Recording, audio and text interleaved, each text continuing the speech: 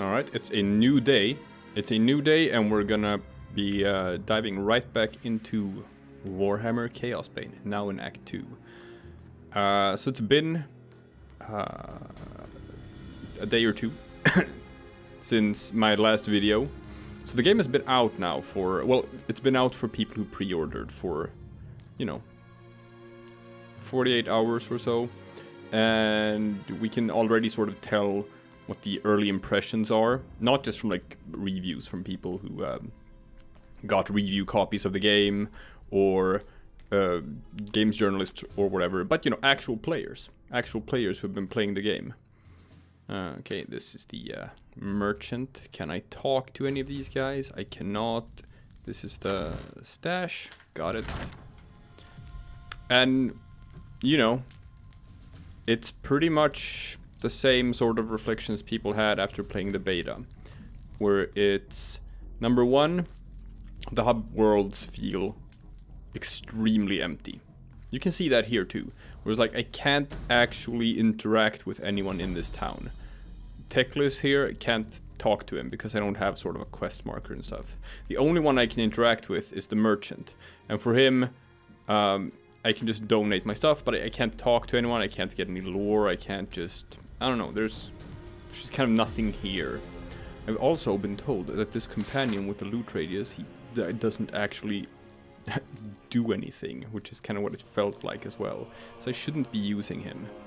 Let's ditch him and put on something else instead. EXP gain, gold gain, emotes, changes which... Yeah, so... changes the visual of an equipped object. Headgear appearance. Alright, so it gives me a feathered hat. Gotcha, that's what that does. Great. Now, there's one thing people have been pointing out, and I have to look this up. I have to look up if this is true or not. When I change the difficulty. Yeah, you see this with the difficulty? Depending on what I play as. It varies in loot quality, it varies in gold, and it varies in fragments. You see what it's not varying in? That's EXP. I will get EXP at the same rate no matter which difficulty I play. Which means, if I want to get to the end game as fast as possible, and I want to be able to kill enemies as fast as possible, right? So what I should be doing is I should be playing on very easy. It will not penalize for me. I think that loot doesn't matter until you hit the end game anyway. It just does not matter. And the golden fragments, I think they're not going to matter either. So I think I should be playing on very easy, because I'll be getting the same amount of EXP per kill as I would otherwise, except that each kill is going to take like 1 second instead of 5 seconds. So I should actually be leveling up way, way faster if I play it on very easy. If that is correct, if it's correct that I will be leveling up faster by playing on very easy, that is an obvious design flaw that needs to be fixed. Straight up needs to be fixed. Let's see. How fast am I killing things? That is pretty quick. Pretty quick. And I should like not be seeing any sort of I shouldn't be penalized. Okay, so I have to recover stuff quicker than my enemies do. Gotcha. Right, we are now in Praag. So this is the ruined city. Gotcha. So since I'm just supposed to recover stuff here, I should be going with my normal MO, which is to skip as many enemies as possible. Again, this would be a little bit easier on console, because then you can force move. Here, since you're moving with your mouse cursor and clicking on stuff, if you accidentally click on a breakable or an enemy, then you're not actually going to be moving. You may be in place and shooting a projectile. Let's see. Yeah, things are melting very quickly. It's excellent. It's what I want. But yeah, reviews are in. Sort of. My magic is not ready yet. And I guess the elephant in the room, or the thing that everyone is sort of talking about right now, is the fact that you beat the story pretty quickly, right? It's pretty fast. I think people are saying that like Act 1 is the longest act, and Act 2 and 3 are shorter, and Act 4 is like really short. And once you get to the presumable endgame, which is just like, I don't know, gearing, people are saying that like it does not take long. It takes like an hour, maybe 2 hours tops, until you are running around with like just the end game sets and stuff where you can clear the highest difficulties. So it says I'm supposed to recover more supplies than the enemy, but there is no actual marker showing what the enemy is doing if they are recovering any supplies. So I don't think my enemies are actually recovering any supplies at all. So what I'm actually doing is just, you know, clicking on these loot boxes, and then I'm supposed to leave. Yeah. My enemies aren't actually doing anything, but just standing there. So it wasn't a race against the clock. I probably could have just stood still for 10 minutes and nothing would have functionally changed about it. Alright, let's see what the voice acting is like in this act. Here are the supplies I promised. They should last you and your people for quite some time. Erson's teeth! You gathered all this with Red Axis monsters breathing down your neck? I'm impressed. This is more than I dared hope for. You risk your life for our sake, and that counts for something among my people. I am Leonid Gorchev, and I speak for everyone in this camp when I say I am in your debt. You and your comrades are welcome here. If there is anything you need, speak to our merchant. There are shrines as well if you seek the blessings of the gods. In the meantime, I must see to my people. Return to me when you are ready, and we will speak more about this sorceress you're hunting for. There are shrines, you say? Is that gonna be a thing? What do the shrines do? I have to click through all of these. Okay.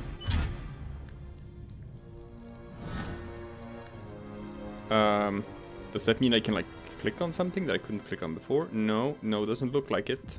Okay. Back already? You don't waste much time, do you, Elf? Well, there's nothing to do, so, you know. My mission is an urgent one. If the Harbinger is in Prague, she must be found. Othram Redax and his cultists worship Khorne. The blood god hates sorceress. Where did you learn such a thing? This is Kislev, witch hunter. We get it with our mother's milk. Every year the Norskins raid us from across the Sea of Claws. Unlike you Southerners, we can't afford to be ignorant of our foes. Knowledge is the first step on the path to corruption. That is a fucking cool line. This has less to do with sorcery and more to do with power. The Harbinger is searching for a new champion to lead the armies of chaos. Then she's at the Tower of Skulls. That's Uthgrim's stronghold inside the city. Very well. How do we reach the tower? You don't. Not without an army. The tower is built on the ruins of the old citadel, and it's surrounded by monsters. My people believe that courage and skill count for more than numbers.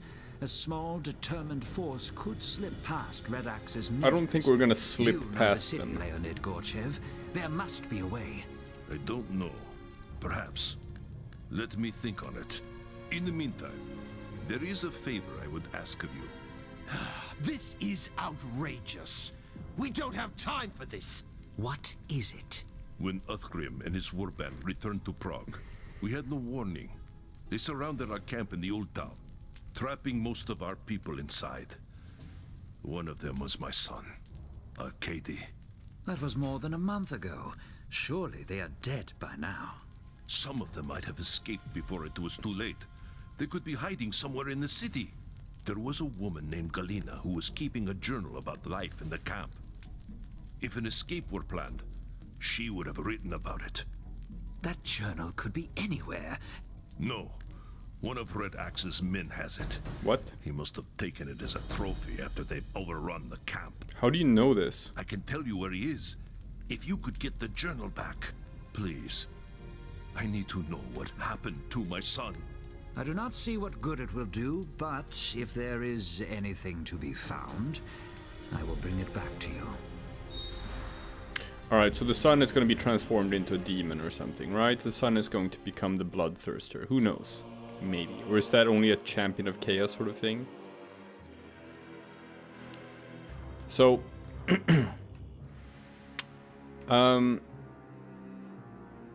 obviously the main gripe about Act 1 in the game is the reuse of assets. Where it's like, it's the one map area. The sewers. Then you had like the battlements outside of the city as well. But, you know, you weren't there for a whole lot of time. And most of the time you just spent in the sewers. So you had like 2... Maybe you can be generous and call it 3 different map areas in the act. And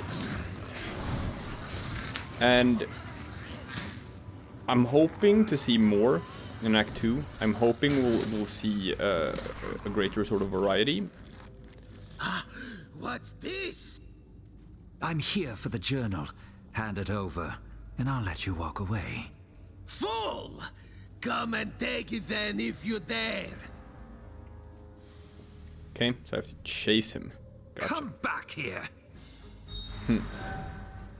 Ooh, actually a timed thing. How about that? Now the game is actively encouraging me to ignore enemies.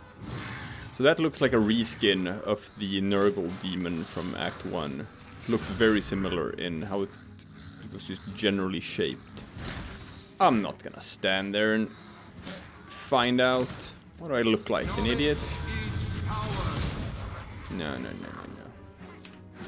No, I'm no idiot. We're going for the objective. But yeah, a lot of these enemies kind of just look like sort of reskins of the Act 1 enemies. And you know, Diablo had a bunch of reskinned enemies as well. That's not really a super big issue. But it's a compound of things, right? It's like no one thing by itself is a deal breaker. But when you take the whole game as a whole and the whole experience as a whole, it does really feel like there's been a lot of cut corners. So we'll find out. As a result of all of this, and this is not good, right? This is not good for any game. The Steam reviews are already reading as mixed. And the game isn't even out yet, right? The only people who can play the game right now are people like me who pre-ordered the Magnus edition. And I only did that because I was going to I knew that we were going to feature this game on our channel. So I wanted to have some sort of early access to it. Otherwise, just from playing the first beta, I just straight up would not have pre-ordered this game. Or like I would have refunded. Because you could tell that it was kind of bare bones in its content. And the so-called Magnus edition, which is this, with the season pass for the DLC as well. It's not cheap. It is not cheap. This game is priced like a AAA title. This is priced like an Anthem. I don't know if Anthem is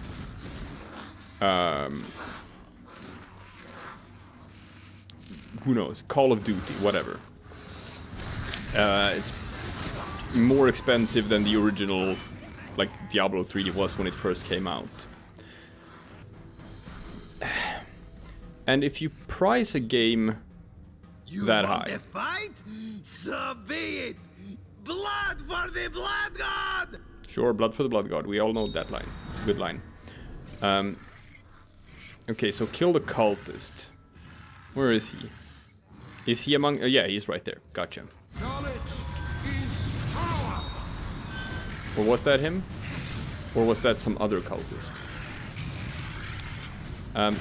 No, the thing is, if you price a game to a certain level, that comes with certain expectations.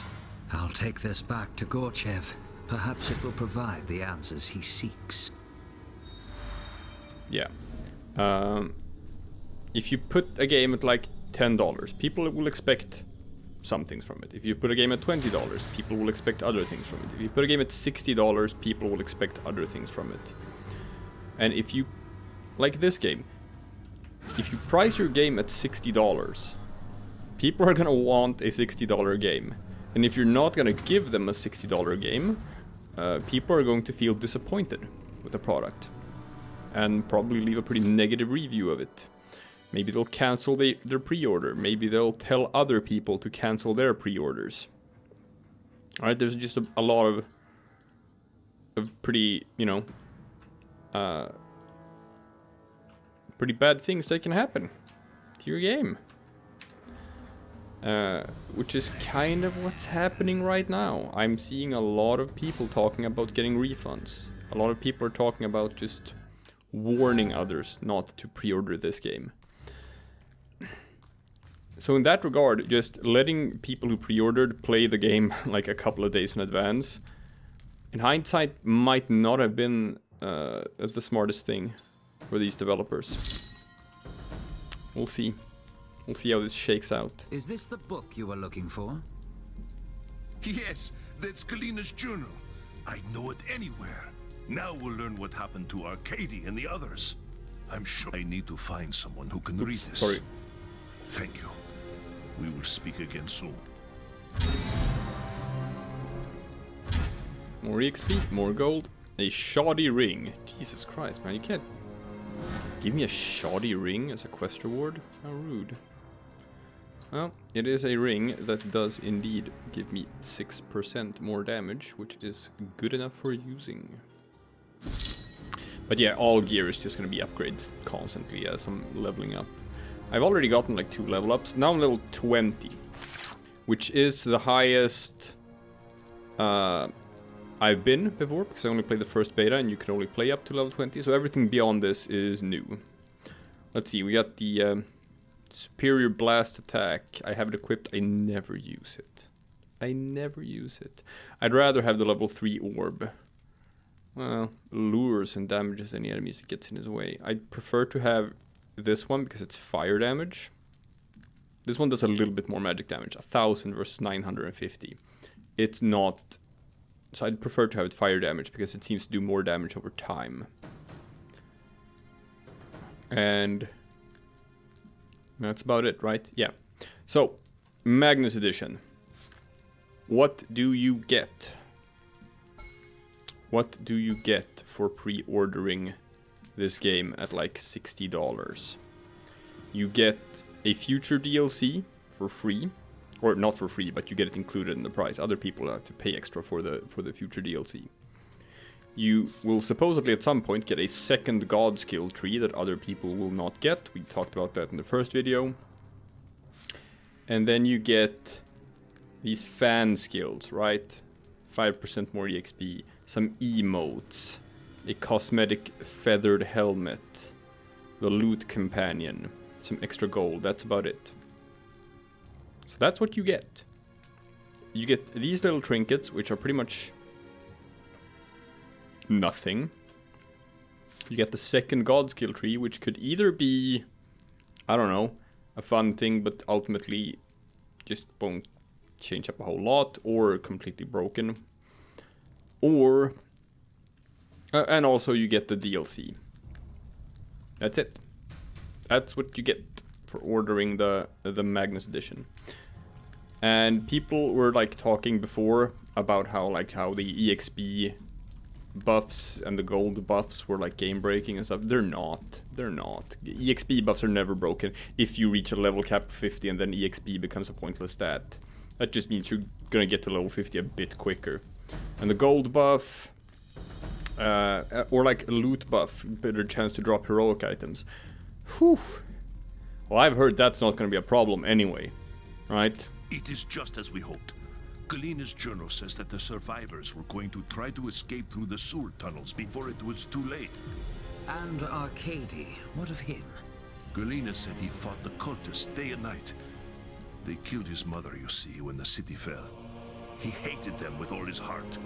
In the end, he and a few others stayed behind to buy time for the rest to get away. Then you have your answer. He most likely died in the tunnels fighting the cultists. Don't talk like that. We don't know he's dead. He might have escaped just like the others. You expect me to believe your son held off an entire war band of chaos cultists and then slipped away like a ghost? That's ridiculous. Go to the Garden of Urson. That's where Galena said they were headed. See if anyone made it out alive. Please. I have to know. Arcady. He was all I had left in the world. You understand, don't you? Very well, human. If this will convince you, then so be it. So here's the thing, if the Chaos Cultists have this diary, have they not read it themselves? Could they not also see where these guys are and just, you know, go there and chop chop? Take them out. That's what I would do if I was a Chaos Cultist who had the diary of someone who was like sort of a resistance fighter against us. Just saying. No, but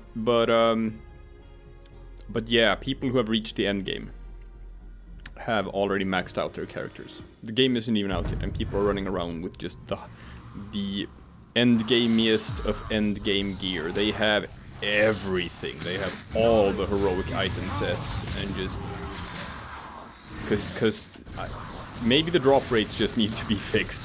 Because maybe that's just it, that they're out of control. Yeah, no, I'm getting EXP quickly. Probably quicker than I would have gotten if I'd played on normal. Because I'm getting the same EXP. I'm not penalized in terms of EXP and leveling up for switching to very easy. All that's happening is that I'm killing enemies faster. I'm actually getting EXP faster than if I was playing on normal. That's a design flaw. Let's call a spade a spade.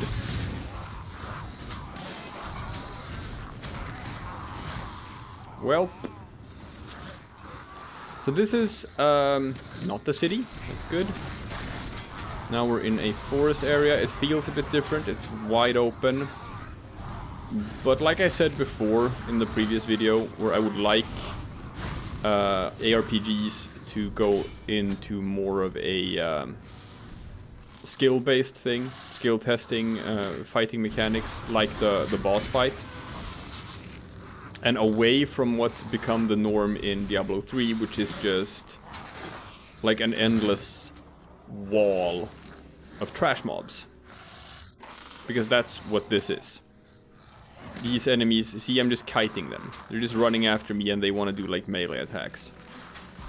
Some guys are doing some sort of projectile-based swing, seems like.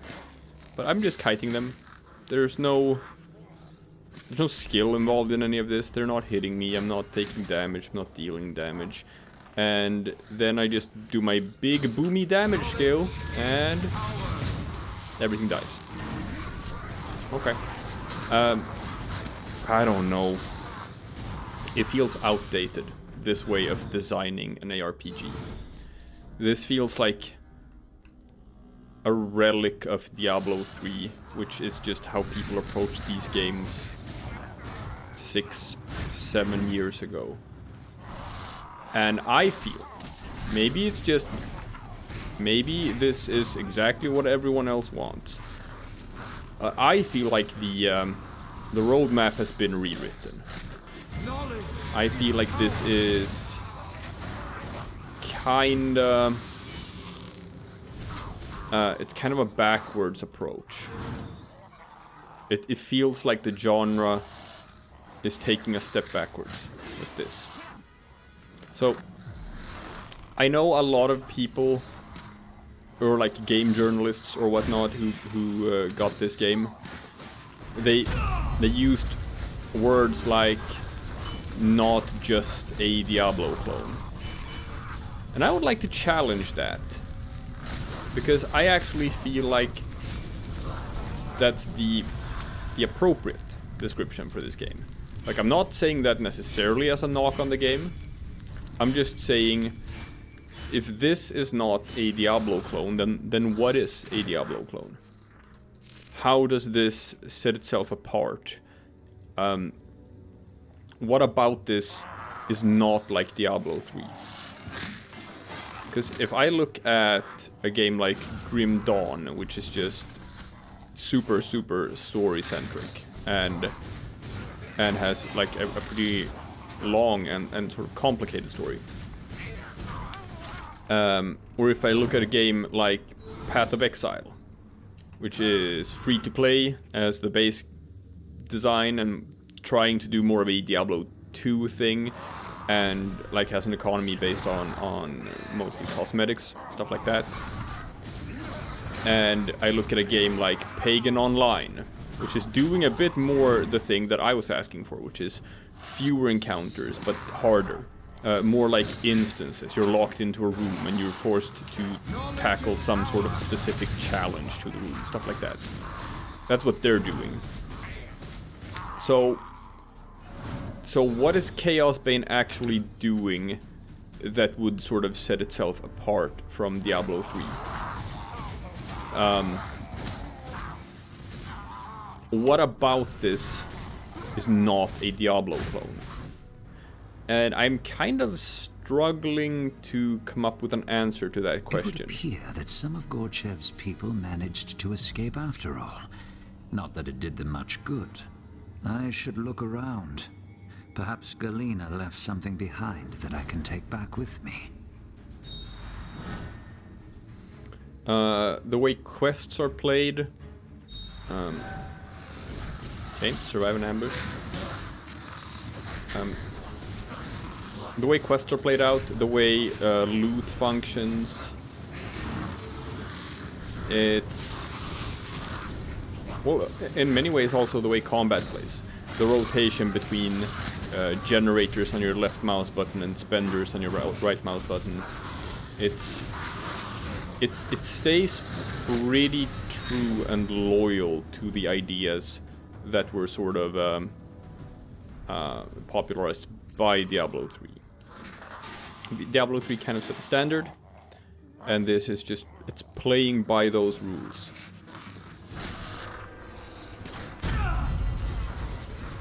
So I'm still kind of, you know, stuck asking the question.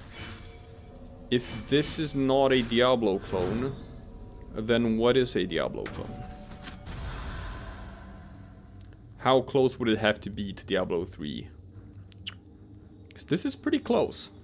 Except that it has the Warhammer aesthetics tacked on. It's got the Warhammer name, it's got the Warhammer enemies. But that's about it. You were right, Leonid. Much to my surprise, Galena and a few others escaped the camp and took refuge in Ursun's garden. They survived there for nearly a month before the cultists found them again. Oh no. I found some papers hidden behind the altar stone. Perhaps they will provide the answers you seek. What about Arcady? Was he... He wasn't there. As I told you before, it's highly unlikely he survived the attack on the camp. As for Galena and the others, there were few bodies left behind.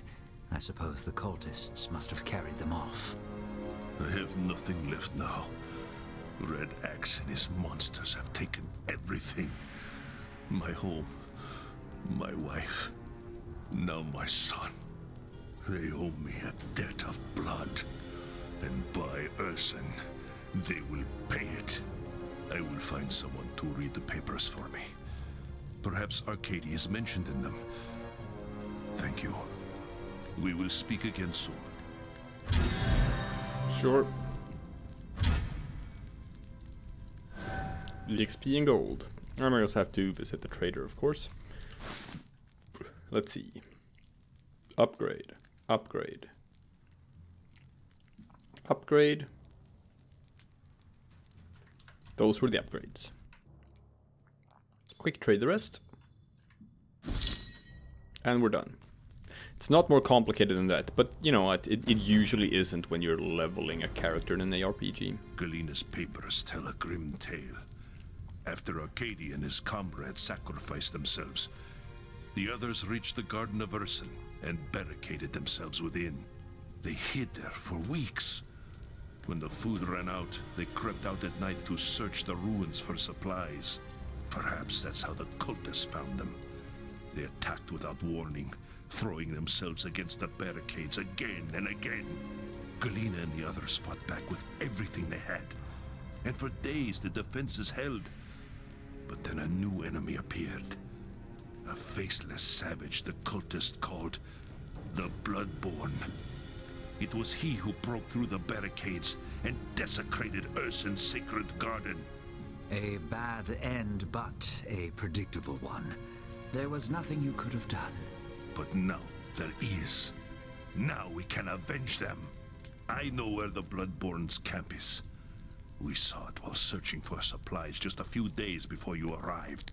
You want to attack the camp? I must. They must pay for what they've done. With your help, we can take them by surprise and slaughter them. My help? Now look here, Gorchev, you said... I know what I said. That was before I learned about Arcady. Now are you with me or not? This man is a deal breaker. Very well. I'll help. But you owe me, Leonid Gorchev. Remember that. Okie dokie. Have something that's flashing here in the bottom. Oh, it's just that I can assign some more points.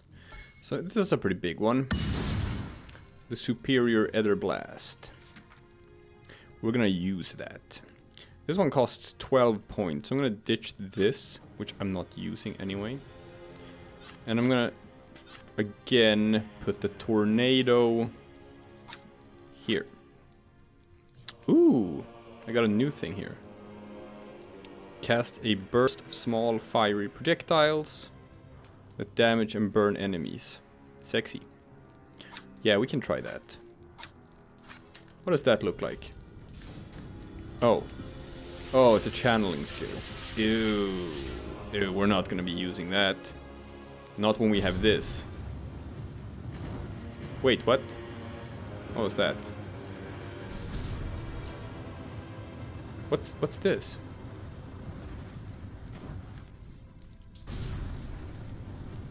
Oh right, oh right. Really? Oh, I can just click while I'm doing this and I can actually move and oh wow. Well, there goes the last sort of thing that the that the consoles have over this in terms of power, the whole moving and directing thing at the same time. I just discovered that I can. I'll just click on the ground while I'm guiding a thing. I'll still be moving. Excellent. All right, so we're back in the city. We're back in this area. And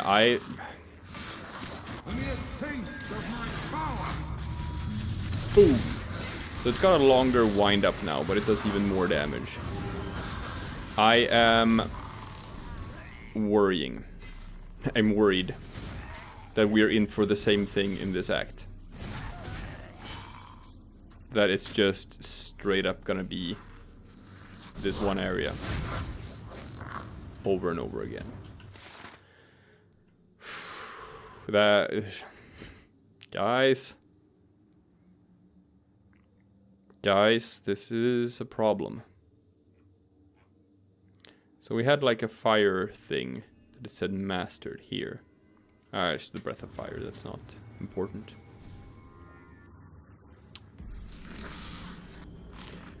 So I have a couple of theories. About the development of this game, and this is pure speculation on my part. I have nothing to back this up, okay? I'm just gonna preface what I'm saying with just this is pure speculation, okay? Take it for what you will. You can take it for absolutely nothing at all. But the thing is, like, this game has been in development for a while, but I think originally this was just not really meant to be like a big thing. I think it was supposed to be sort of a small time kind of passion project, whatever. And then BlizzCon happened, with the announcement of Diablo Immortal, the mobile game, where everyone thought that the announcement was gonna be like Diablo 4. And suddenly, like, just Blizzard lost so much goodwill in such a short amount of time. And suddenly, like, perception changed regarding the whole of, like, just... oh, look. This looks nice. This is a small asset here that I'm just gonna comment on because it's pretty well made. See here? With the shadows going through. It's just... this looks nice. This looks cool. I like this. So suddenly, I think the original idea was that this was just a complement. This was something that was going to exist alongside Diablo 3, alongside Path of Exile. Just, you know, a little treat in the big flood of ARPGs. It didn't set out to reinvent the genre. It didn't set out to be anything more than it is. Or at least that was the plan. Then BlizzCon happened, and the announcement of Diablo Immortal happened. And suddenly, like, people gave up on Diablo. That's what happened. People gave up on Diablo. And just realized that our assumptions were wrong. We had assumed that what was eventually going to replace Diablo 3 was going to be Diablo 4. And suddenly it doesn't feel like that's the case anymore. It doesn't feel like Diablo 4 is coming anytime soon at all. And now we have to look at other things. Now we have to look at what else is going to replace Diablo 3. And people were perceptive to the idea that something should replace it. Look here. I have a point. I am getting to Give the it. flesh from almighty corn. Kill the weak and save the rest for the fighting pits. Blood for the blood god. This sounds like the same voice actor as the previous corn cultist. Oh, we killed him. Destroy the corn effigies. Understood. A mere taste of my So, that didn't seem too hard. Yeah. Is this also gonna make that sound? Yes. Okay. And I think maybe they got a taste of that here. Where is he? Where is the Bloodborne? There's no sign of him. Impossible. This is his camp. He's got to be hiding somewhere. A corn berserker hiding from battle. Don't be a fool, Gorchev. One of the cultists mentioned fighting pits. Do you know what he was referring to? They built them in the ruins near the merchant's quarter. Men die there every day for the glory of the blood god. Men provided by the Bloodborne and his war band. Then that is where you must strike next. Hunt this monster down and destroy him wherever he hides. Do this, and I will be forever in your debt. And leave the streets. Just gonna go down here and see if there's maybe a little chest. Which there usually is in this little corner right here. Not this time. Yeah. So, they decided that now we can pitch the idea like this game differently. Now we can pitch this as the next big thing. And sort of, maybe now people will be more receptive to this in your idea, like, or in your head being a bigger thing than it actually is. I'm trying very hard to use neutral terms here, but I think I have to use this word. Now maybe we can trick people into thinking that this game is something different from what it actually is. Right? That's what it feels like. 400 crowns. Master Armorer. Okay, what does that do? What does that do? Maximum health increase. Fascinating. Gold, EXP, energy regeneration. Those are more important. There is no time to waste. You must strike now, before the Bloodborne realizes you've raided his camp. This is a mistake. Think, Gorchev. We have no idea what might be waiting in those fighting pits. For all we know, it could be a trap. Bah. If you move quickly, you will have the element of surprise. That's all you need. The situation might be more complicated than either of you realize. Palantir, you said there were fewer bodies at the Garden of Ursun than there should have been. Of course. The Bloodborne didn't kill the survivors. He took them to the fighting pits instead. That was weeks ago. The Norskans would have killed them by now. Nonetheless, I must still check the cages to be sure. Is that not so, Leonid? What's the point? You want to make a difference? Kill the Bloodborne. Nothing else matters. I don't know. This Gorchan guy seems very bloodthirsty, don't you think? Because, like, think about it. It used to be the idea that, like, oh, you put out an ARPG, it's going to be compared with the potential of Diablo 4, right? But if Diablo 4 is not happening, then your ARPG is not going to be compared to anything. And then people will just be receptive to just maybe paying more for it than they otherwise would have. So I think originally the plan wasn't that this was going to cost $60.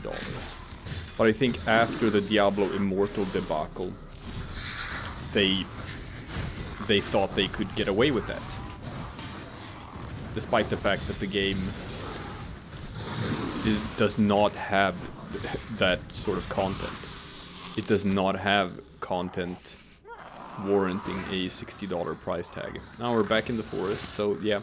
Those are the two areas in this act. And kind of what I offer as sort of proof of this idea that I have, it's not so much proof but just a feeling. Kind of like what sort of tells me that this could be the case was that when they first sort of like started releasing material from this game and just trying to hype people up about it, all they were talking about was just, ooh, it's a Warhammer story, it's got 4 acts where you fight against the 4 chaos gods, and it's got the lore, it's got the characters, it's a Warhammer story. And like everyone was just asking the same question to the developers, which is, what's the end game? It's all people were asking. They're like, yeah, sure, Warhammer, that's cool, that's fine. We love the idea of a Warhammer ARPG. Love it. Cool, we want that. Absolutely. What's the end game? It's the one question that was just asked over and over and over again in, like, you know, dev streams, the subreddit, whatnot. What's the end game? Because that's the important question for people who play ARPGs. That's what we need to know. People don't play Diablo 3 for the story. They don't. They play it for, like, the rifts and grinding and getting new gear and getting higher in greater rifts, getting on leaderboards, stuff like that. Ladders, seasonal play, whatever. The story is long gone. The story was fun for a little while in the beginning of the game. Once you played through the story, with an ARPG, you want to be in it for the long haul. You want to keep on playing it and playing it and playing it and playing it forever. You want to put thousands of hours of gameplay into that.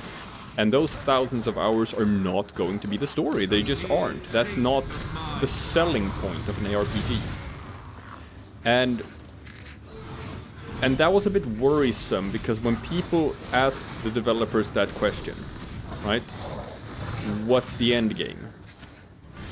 it seemed to me like right off the bat, they were taken aback by this question. They did not have an answer. They had no prepared answer for like how to sell this game. Like they only had a selling point for Warhammer fans. The selling point was you're gonna get an ARPG Warhammer story. But then it comes to the bigger crowd, which is just... Because I think those were I think just Warhammer fans was the market from the beginning. They thought that like, well, ARPGs are always going to be ruled by Diablo. We're not gonna be able to take over that market from them. So we're gonna sell this game to fans of Warhammer, rather than selling it to fans of ARPGs. Impudent one! Only the mightiest warriors are worthy to enter Khorne's sacred arena! You will pay for your insolence in blood! Same voice actor again. Help us, please. Please. Please, before it's too late. Please, please help us. Help us, please. The High Lore Master was right. I have to help the humans escape. Okay. But then suddenly they had to sell this game to an entirely new market, which is ARPG fans in general, who are hunting for whatever will replace Diablo. And they didn't have an answer for what the endgame is, because they never thought about it before. They hadn't considered that this might be, you know, the most important question. So it took a while before we got any sort of answer. It took a while before we got any answer at all. And the answer originally was just expeditions and boss rush. And, you know, relic hunt as well. So when we played the beta, we've seen what the expeditions are, which is just, they just take the map area again. You just run through it, just patch it together, an entrance, an exit, and just some random stuff in between. No boss, no set loot, no set objective. Just run through it, kill whatever you want to kill, and then you exit it. And then you just keep whatever you find along the way. That's it. And boss rush mode is just fight the boss. Just take a boss from an act and fight it. These were things that could be created very quickly with the assets that they already had. And I think they were created very quickly with the assets that they already had. And I think they were created as a response to all the ARPG players asking about endgame, because I don't think they had any plan for the endgame from the beginning. I think the idea was just, we're gonna sell a Warhammer story in ARPG format to Warhammer fans, they're gonna play through the story, they're gonna be happy, and that's gonna be it. So I feel like this has spiraled out of control for the developers. As soon as they decided on that AAA $60 price tag, and they decided that this is gonna become like a competitive ARPG, and it's gonna try to corner the market and just take a big chunk out of it. And I think that they are just completely out of their depths. And I don't think they understood what they needed to deliver. We owe you our lives.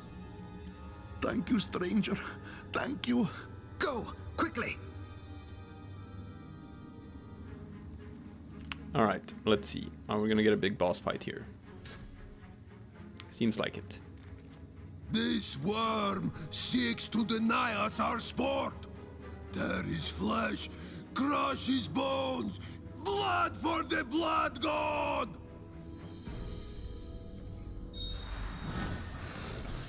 Alright. Bunch of enemies. Well, not that many. Can I just... Yeah, I have to survive the ambush, sure. Let's see if we can just wait until everything spawns in here. Is that it? Is that all of them? Okay. And I'm just gonna drop this down.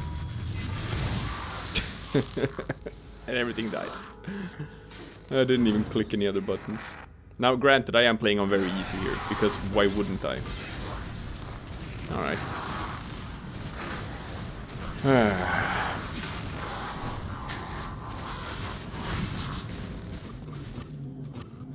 Oh, look, a Jabber Scythe. So... Yeah. It's gonna be done in a couple of seconds. Enough! Gorchev has his people back. That will have to satisfy him. If I stay here much longer, the Bloodborne will bring half the city down on me.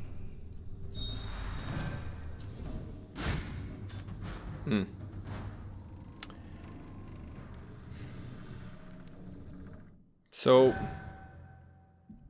I don't know. It used to be that, like... Let's take an example of what I'm talking about, okay? We played another game on this channel before, which I recommend you to check out. It's an amazing game. It's called Mutant Year Zero: Road to Eden. It is an XCOM-like game, made by a Norwegian kind of small studio. It's based on an existing IP. It's based on a Swedish role-playing game. It takes part in, like, it takes its place in a post-apocalyptic future Sweden, where there's just like weird animal mutants, and it's cool.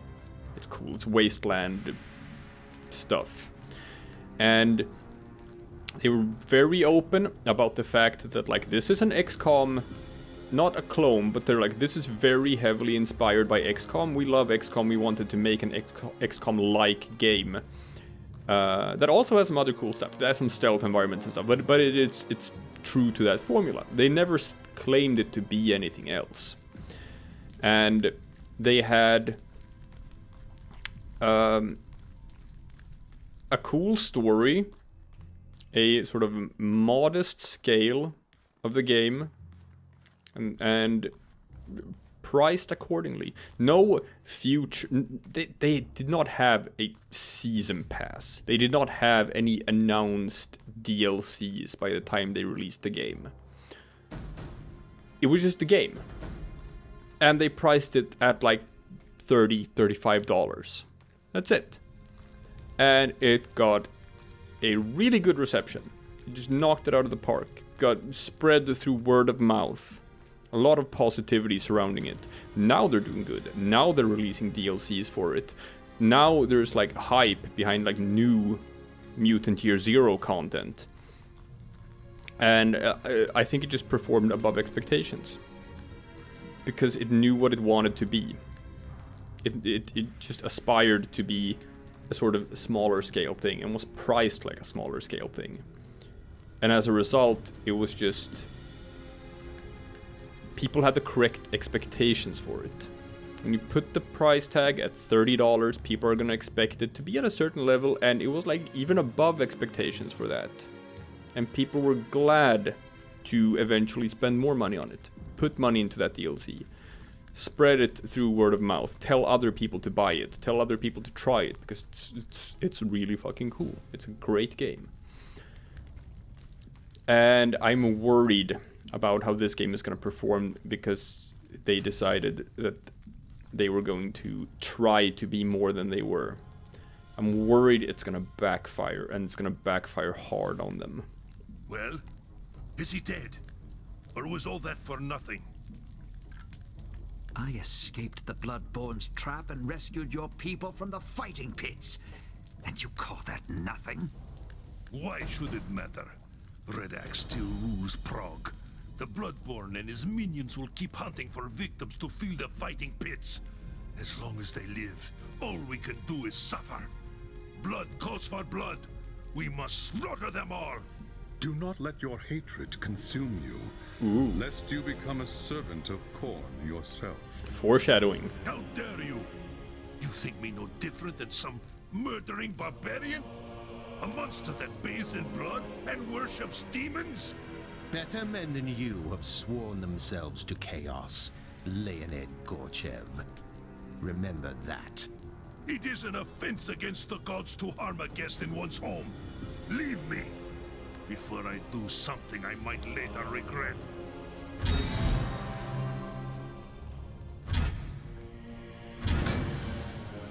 Okay. Got some extra skill points for that. Up to 10. So we can use some stronger stuff than we currently are using. Let's try to upgrade our generator. And like they do either fire damage or magic damage, and preferably I would like to do just fire damage on everything. Ooh, the etheric tornado. Yeah. This costs 5, this costs 10. I have 5, so I can do that. Now I have a fire tornado. I like that. This is fire damage as well, the superior ether blast. I'm not using the surge. Why do I even have it equipped? This should be on 3 because I like having it on 3. Feels good on my fingers. Okay. Regeneration and crit chance are increased while static. 5%, that's not too bad, but I don't think I have the skill points for it. This costs 4, I have 10. Well, you know what? If I use the fire generator, I can actually do that. Let's do that. Let's get some more crit chance while we're static. Yeah. Seems good. And now I have 3 more favor points, so I can get to Fortress of Willpower, which kind of sucks. I don't want that. What else do I want? Etheric Storm? No. Buff for my party. I'm playing solo, so I don't need that. Is there anything I need? Also buff to my party. Costs and cooldowns are increased. Damage dealt and damage taken are reduced. What? Why would I want to use that? Yeah, I take less damage, but cooldowns increase. Energy costs increase. Damage dealt is reduced. That's the worst skill I've heard of in my life. No one will ever use this. No one will ever use this. That is straight up garbage. So I think I might just go for smaller nodes at this point. Jesus. Why would he make it that way? Why would he design the skill that way? I've spoken with the survivors you rescued. You should hear the stories they tell. They were starved, tortured, made to fight in the pits. The Bloodborne thought he could corrupt them. We should have killed that monster when we had the chance. Then your people would still be in cages. Where is the justice in that? Don't talk to me about justice, Elf. I want justice for my wife and son. I want the Bloodborne's head on a spike. And Ellentir is going to get it for me. You're mad. What if I am? You want my help to get Red Axe? You want me to help you save your precious empire? Then bring me the Bloodborne's head. You keep altering this deal. Pray I don't alter it further. You're a fool, Gorchev. Attacking the fighting pits again would be suicide. There is another way. I know how we can draw the Bloodborne out and deal with him alone. How? There is a part of the city near the fighting pits where the Bloodborne has piled the skulls of his victims as offerings to Khorne. If you were to destroy them, he would have to challenge you himself, or suffer the wrath of his god. So be it, human. You shall have your revenge. But mark me, it will bring you no peace. So the problem here is like just the... I'm gonna harp on this, I guess. But the developers have painted themselves into a corner now. Because, you know, the price is what it is. People have pre-ordered physical editions, digital editions, and whatnot. Like, you can't sort of slash the price now. But... man, I don't know. I'm worried about the reception of the game. I'm worried about the reviews, because the reviews are already starting to take a turn down. It's mixed right now on Steam, but remember that it was positive in the very beginning, just from, you know, Warhammer fans who just have been hyped for the game, waiting for it to come out, rated positive when it comes out. But now, like, just, you know, more traditional ARPG fans have started playing it, already grinded out everything, disappointed in what it is compared to what it was selling itself to be. And the more time goes, I don't see those reviews swinging around unless something changes. And then the question is, like, changes? What? Okay. Sure. Like, what can you change at this point? Add a bunch more content? Design, like, new map areas? Just... It's too big. It's too big in scope what you'd need to do to justify the price. Endgame, they didn't have any. They didn't have any endgame planned. So they tacked something on that wasn't part of the original plan. At least I'm 100% sure of it. I'm guessing, but I am 100% sure of it. They did not have any endgame planned, because they didn't realize that they needed to have it. They didn't realize that that was going to be the sort of main selling point of the game, or like the biggest demand from the players.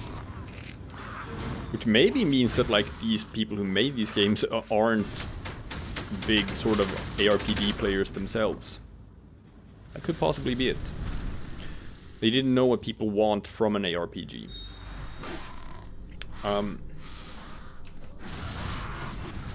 So they don't understand the nature of the grind. You can tell that by the drop rates of the heroic sets in the end game, how fast people are getting them. They were like, if it had taken 10 times as long, people would have been happier. But they don't understand the grind. They don't understand how people approach ARPGs and what they want from them. They want a time sink. And they currently don't have that in the game. See, and there's so many things you could do with ARPGs that are untapped. If you actually are serious about wanting to just not be another Diablo clone. And I'm gonna say that, like, what you should be doing is you should be looking at looter shooters. You should be looking at things like Destiny. You should be looking at things like Warframe. And yeah, to an extent, you should be looking at things like Anthem, even though Anthem also shit the bed, obviously. But this sort of style of game has set the tone for how loot-based games function nowadays.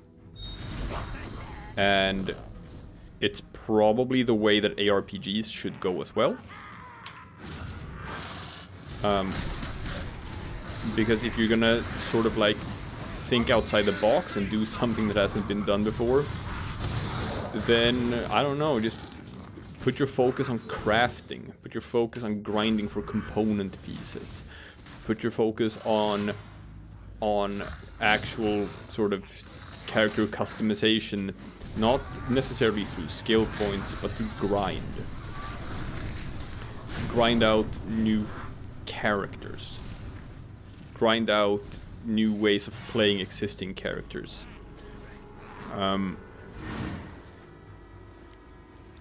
Create it so that it's not just random dungeons. Instead, create an environment like Warframe has. I'm gonna talk about that when we get to the endgame video, which is a later thing. It's gonna be the 5th video in this series. But just look at having set places you can visit where certain things can drop, and other places where other things can drop. So you have a reason to not just go through like endless random dungeons, but actively hunting for specific parts, actively going to specific locations that you choose to go to. Have events that can happen in the world, in set places in the world, where you can get like certain specific rewards at certain times. Give people a reason to log in at that specific day.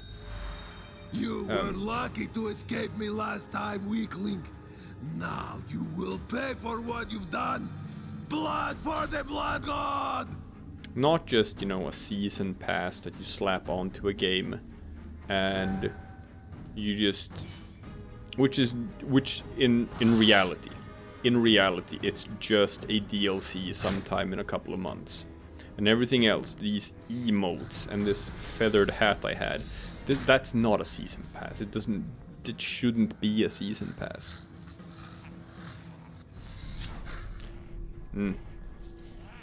This has been a way more negative video than the first video I made. I recognize that. I understand. I'll try to temper it. Oh. That wasn't very hard. Like, obviously, yeah, I'm playing on very easy right now. But that is because the game is actively encouraging me to do so.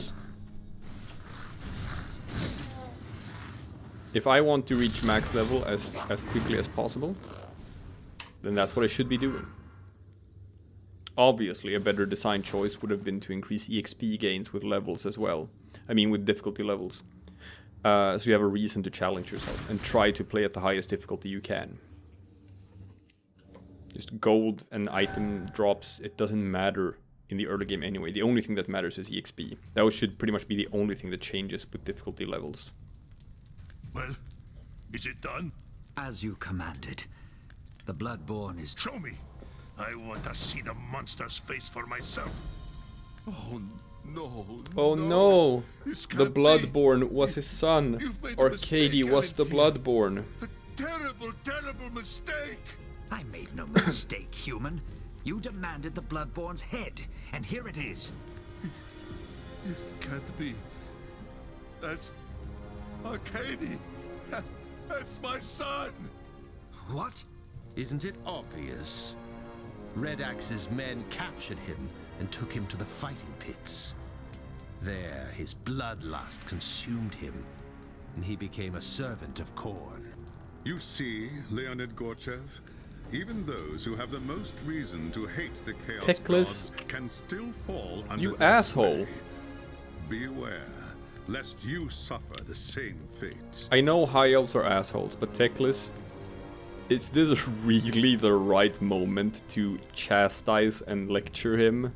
Enough, for pity's sake. Yeah. You've said your piece. Now leave me to my grief. Good lord. I have a new skill. The Vortex. What is the Vortex? Cast a magical dome that slows enemies and their projectiles. Well, I can't use it yet because it costs 5 skill points and I only have 4 available. So one more level up and then I'll use it. 2 more of these. Do I want this? That's pretty good. We can go for this. Alright. I pick up some shit? Yes, I did. Go over them one at a time. Slight improvement. Slight improvement. Nope. Slight improvement. And that's it. Those were the slight improvements. Junk everything else. And we're ready to go. Ursun's teeth. Leave me alone. Can't you see I'm in mourning? I have no time for your grief, human. You brought this on yourself. I have done everything you required of me. Now you must do your part. Tell me how to get to Red Axe. Have you learned nothing since you got here? Praag is cursed. If you go after Red Axe, you'll end up just like Arcady. We Azur have been fighting the forces of chaos for millennia, human. We do not yield to their temptations. Now tell me, how do I get into the Tower of Skulls? I told you before, you can't. You'll have to draw Red Axe out. Just like you did to the Bloodborne. How? How else? Othgrim Red Axe is a champion of Khorne. If you were to challenge him to single combat, he would have to accept, or else his warriors would think him weak. This is thematically appropriate, because that is actually a thing with Champions of Khorne. They are all about challenges to single combat.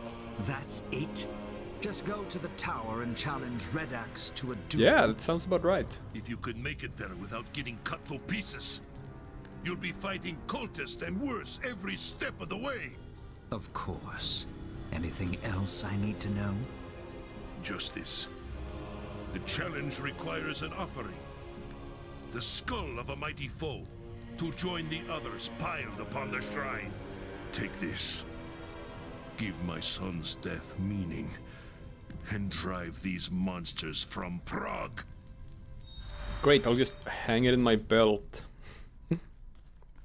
Kinda gross. It's gonna leave a stain on his coat.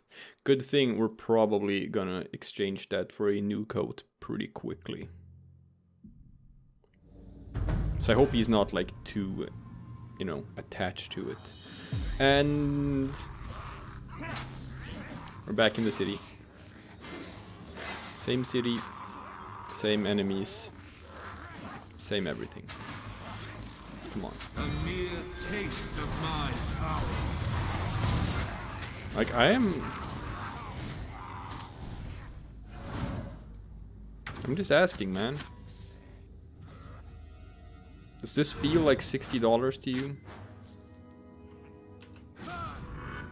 It like and it's not like I dislike the game.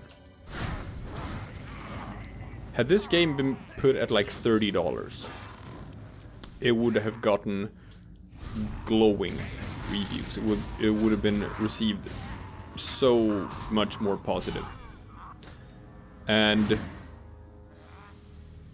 it would get that word of mouth thing that Mutant Year Zero got. It would be like, you know, it would be what it was supposed to be. A small little thing, a nice little Diablo story in an ARPG setting that didn't try to change the world, just tried to be this cool little thing.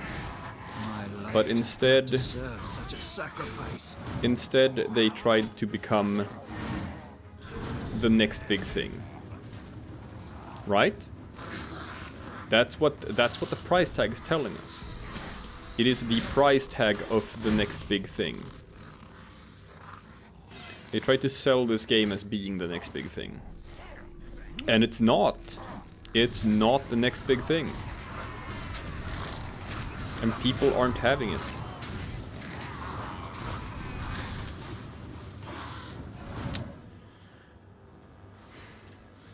And that's... I don't know. What do? You just slash the prices? Can you do that after you've already made people buy the Magnus edition for $60 and then suddenly like just, no, guess what? We goofed. It should have been $30. Because that's what they need to do. Right? And I'm not talking as if like it's not like the people who are saying this are like cheap. That's not it. Or like,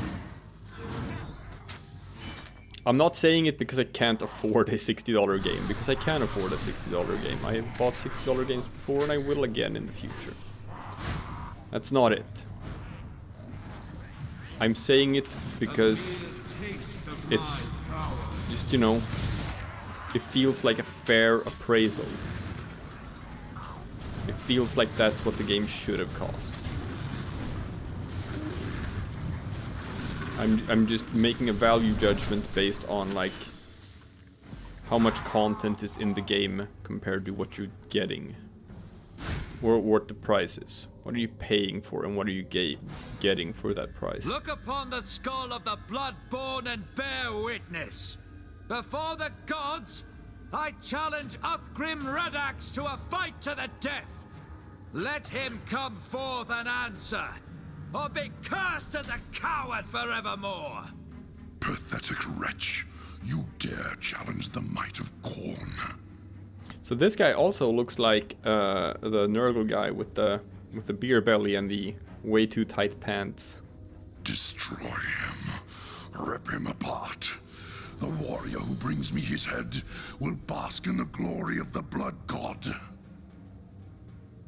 So he won't fight me himself. Not much of a champion of Khorne. Alright, defeat the chosen warriors. Hey guys. You know what's gonna happen here.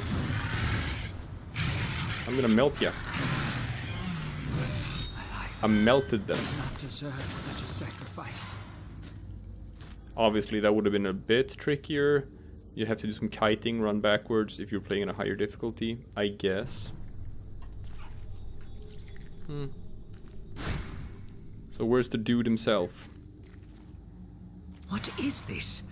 Gorchev said Redax would have to accept the challenge.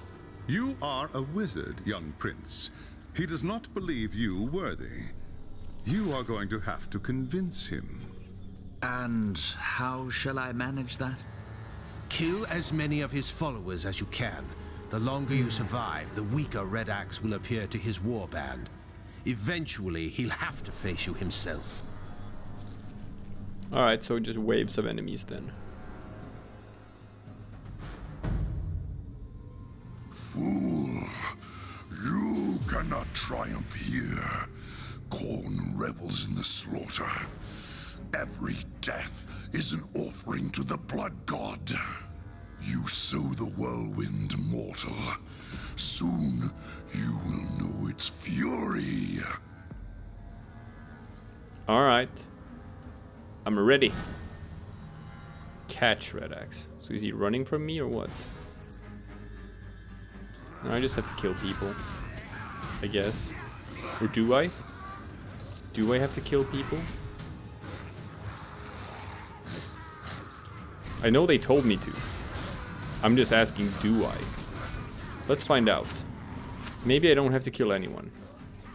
Maybe that's actually not what this is. Let's just see if I can just find him. I should wait some more. Like, will he come out when I kill a bunch of people? Or is he just somewhere in the map? And the game just assumes that I will just kill people to get to him. Kabooms. I'm just gonna keep on running. See if he pops up eventually. Perfection requires patience. Okay. Abomination. Okay. I acknowledge that I have to, at times, kill the people who are hunting me before they become too many. Understood. My life does not deserve such a sacrifice. Man, is he always gonna be talking?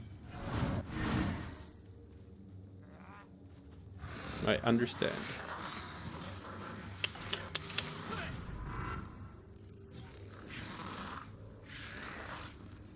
So we'll see.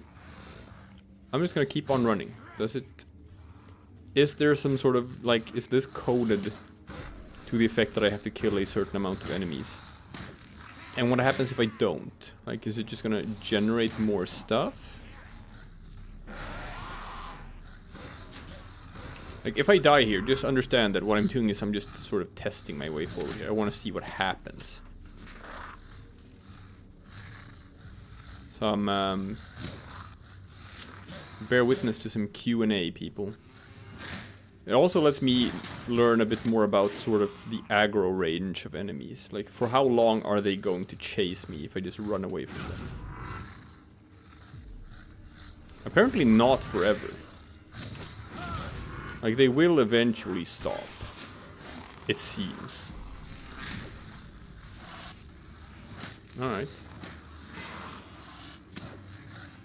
Now, this could, you know, the game could impress me here.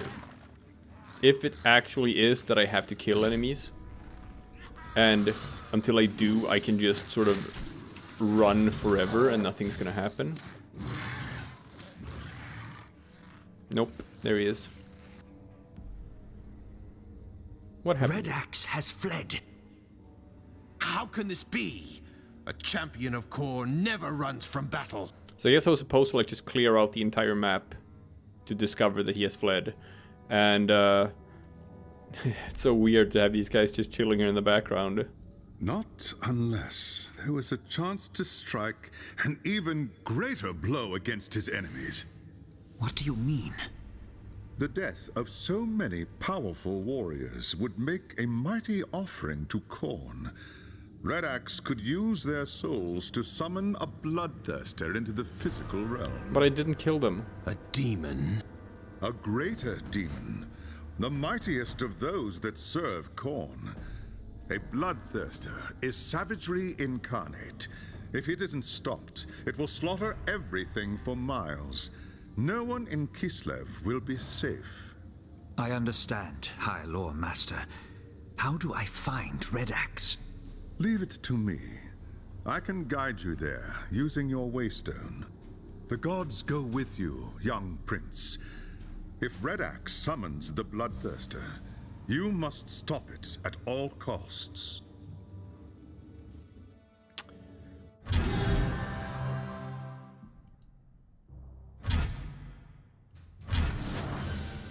There we go. Now I have the skill point I can use. The, where was it? What was it I wanted to use?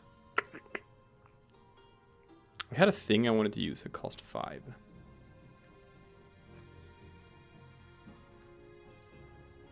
No, not the tornado. Was it this thing? The etheric vortex? Yeah. There we go. Got it. Oh, I need more fragments now. Specifically yellow fragments. Gotcha. Yeah, I guess I have been a bit lazy with using my bloodlust skill to gain fragments. Now I just need to swap out some gear. Just like before. Go through them one at a time. See which ones are green. That one's green. And that's it. Sell the rest.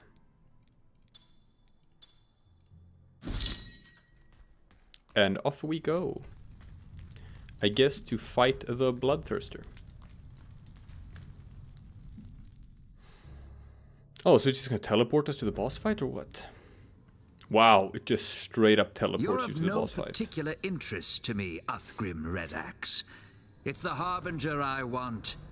Give her to me, and perhaps I will let you leave this accursed city. Weakling. I should have guessed that southern witch had you caught in her web. She thought she could bend me to her will with her gifts and her honeyed lies. As though I needed the help of a sorceress to win the blood god's favor and lead Asavakul's horde. When Praag fell, I consecrated its streets with the blood of innocents. When the demons gathered to feast, I subjugated them and was exalted in the eyes of Khorne. He gifted me with this axe to bring death and ruin upon the old world. It's red. It's a red axe. I told the witch that if she stayed in Prague, I would hang her head from my belt. She has gone to the Forest of Knives to seek the champion of Slaanesh. Her pretty lies will serve her well there. Why would you tell me this? Then it appears you have nothing left to bargain with. Fool, you think I fear death? I offer it freely as a gift to Khorne. Blood for the blood god! Alright, so is this gonna be a thing in each chapter that the champion is just gonna turn into a greater demon? Cool effect. And the bloodthirster. Okay. A mere taste of my power. Alright, what does he do? Is this gonna show where he's gonna land? Right. Oh, okay, so he's draining blood from those things. I'm gonna guess that means I should destroy those things.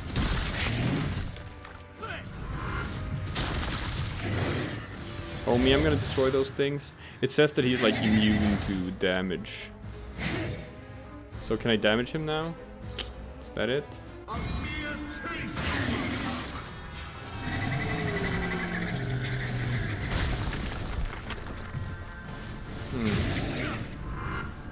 So can I hurt him? Yes, I can. Okay, I can hurt him. Dare you? So he hits hard. Is that based on the things? When can I shoot the things? Oh, is that it? I've just destroyed them now. They're not there anymore. And they respawn. Oh, okay. And they respawn in the second phase, maybe? We'll see.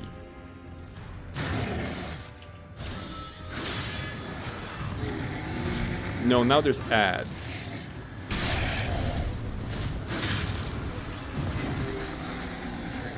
Okay. Trying to sort of figure out what's the like what's the theme of this? What's the trick behind this?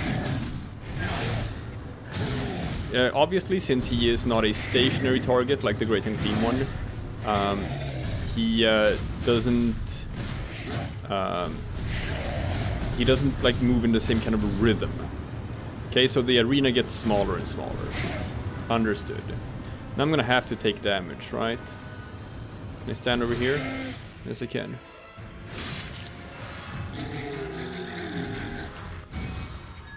Ah, I missed that.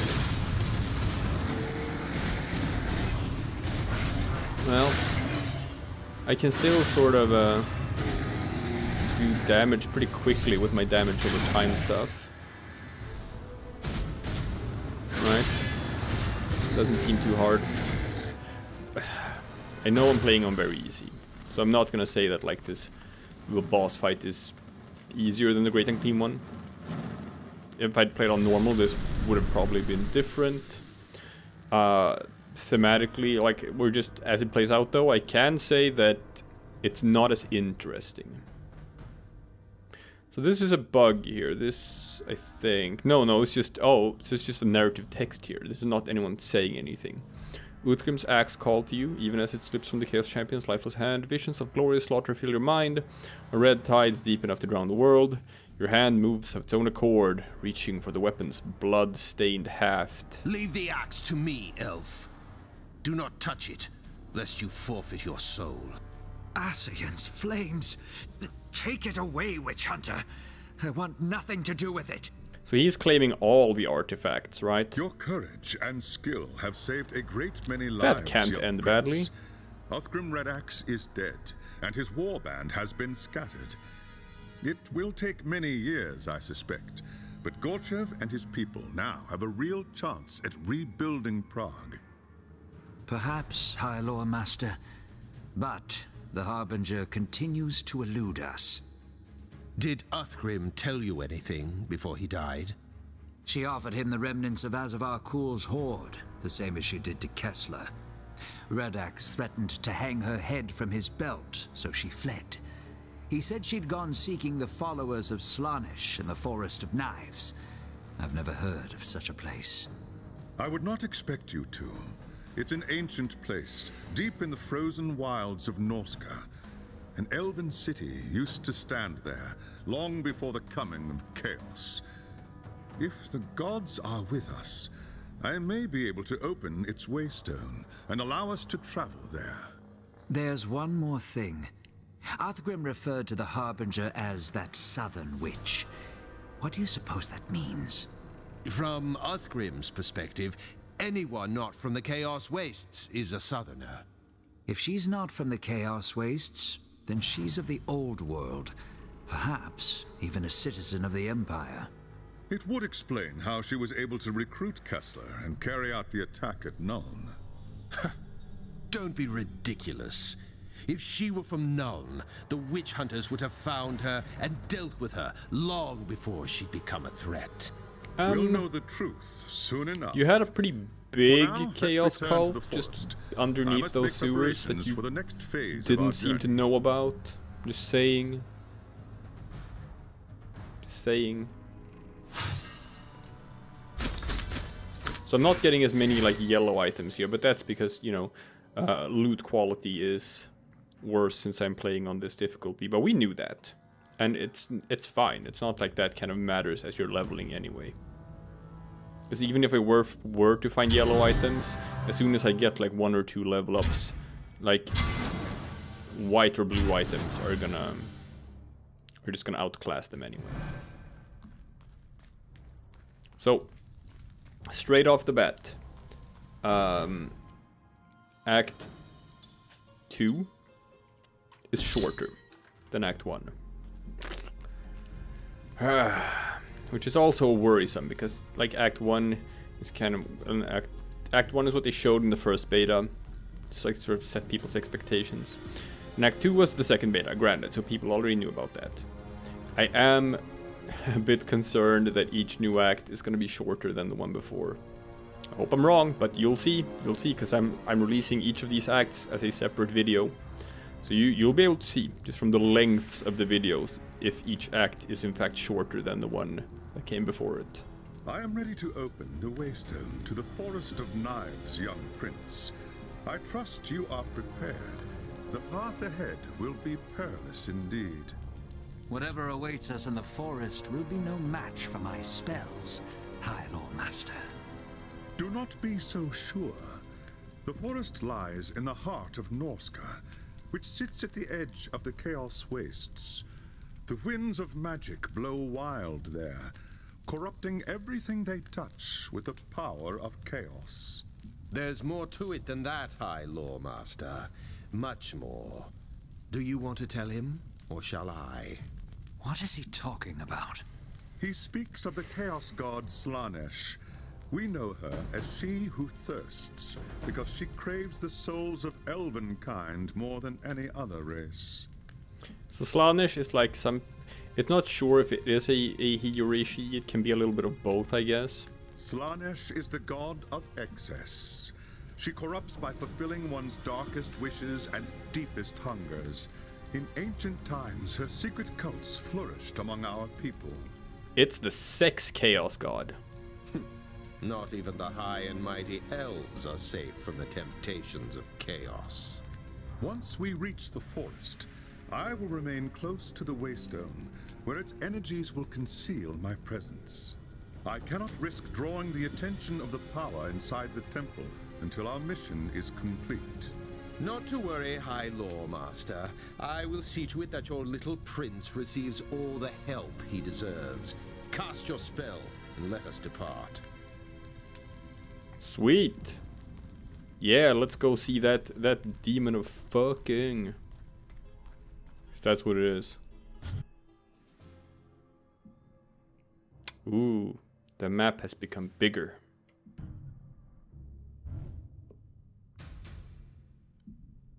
Let's see what this looks like. Frozen wastes, huh? I like that.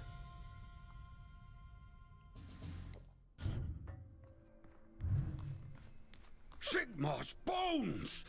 How did you get here? That is none of your concern. Who are all these people? Imperials and Kislevites captured by Norse raiders.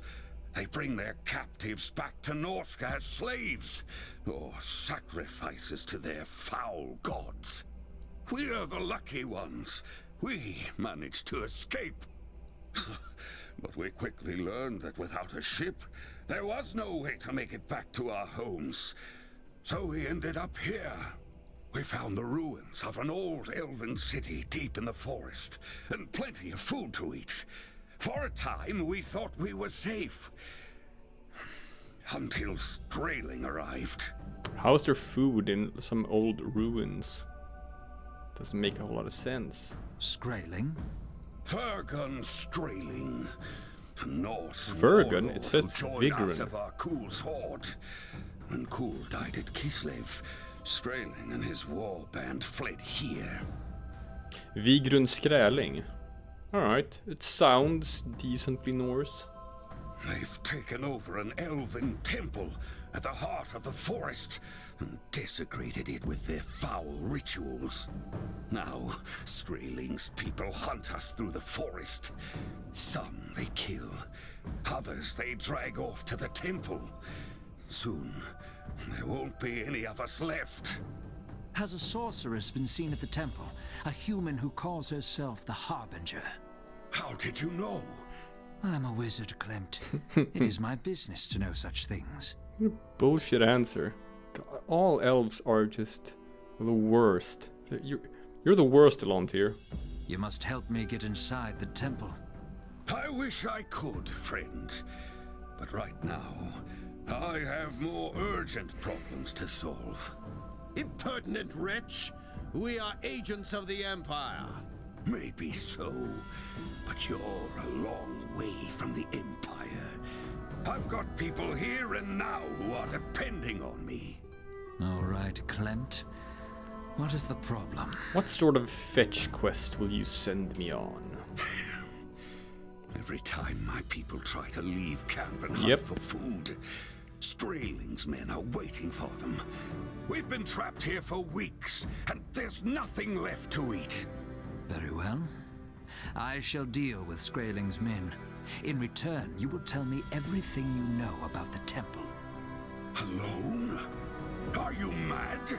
Skraeling's men are vicious killers. And I wield the fires of Azion. If Skraeling's men dare to face me, they will burn. Ooh. Alright, so what does this camp look like? Is there a camp? It's got some boats. You got your merchant. Got some dudes sitting around and talking. Not that many. More dudes. And that's it. Wow. Well, see you next time for Act 3 of Warhammer Chaosbane.